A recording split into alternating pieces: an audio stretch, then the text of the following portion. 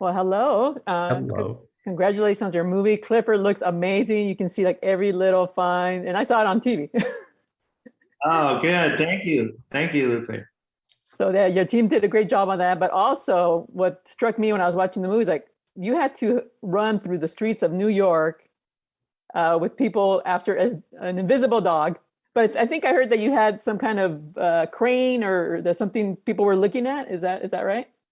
Yeah, we early on we realized that we would probably have to create some version of a 10-foot Clifford just to give our actors an idea of like scale. Like, where am I supposed to look? Where is a 10-foot dog's face? Where does his body end in the room?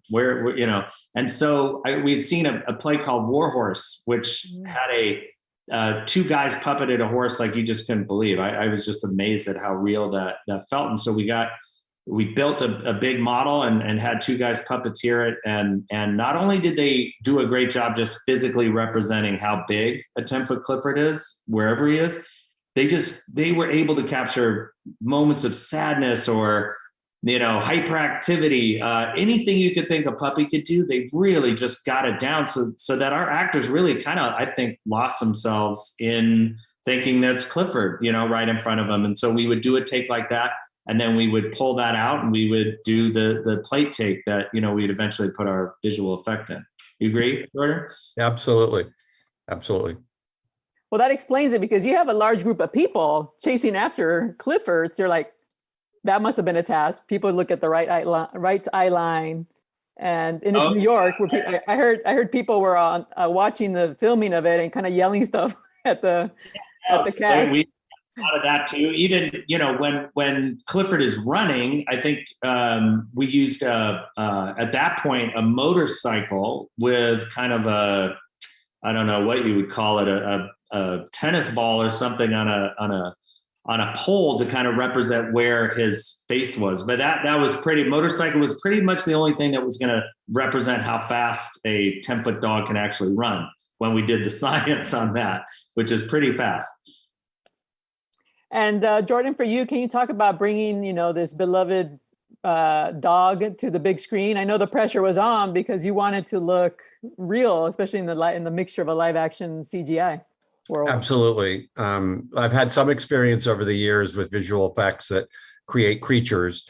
But the really tough one was going from Norman Bridwell's beautiful picture books, really, with a little bit of writing in them, in black and white line drawings with red on Clifford, to allowing this Clifford, our new Clifford in this movie, to, like all of the little creatures that live with us, whether they're dogs or cats or birds or whatever, that we know what they think, we know how they react to things.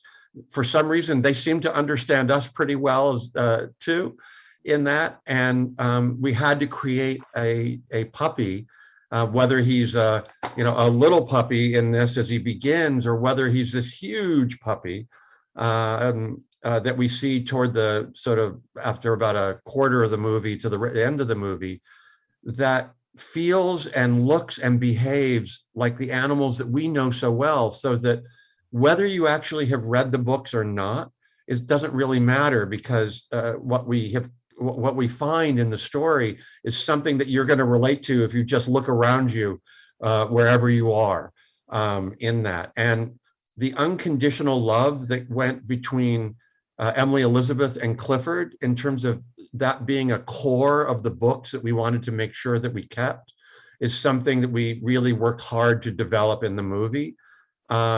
And where she, when the movie begins, she had left Bridwell Island probably 4 or 6 months ago and came into Manhattan, living in Harlem, which is an incredibly diverse community. And it allowed us to really look at Clifford and a little bit older Emily Elizabeth, a tween, a 12-year-old, as opposed to a 6 or 7-year-old, and allowed us to tell a more sophisticated story and go deeper into character than we would be able to either in an 11-minute episode of animation or in a short picture book. Well, congratulations. Adorable film. You want to hug Clifford, even though he's not real, but you want to hug him. Thank you. Thank you. Thanks so much. Have a great day.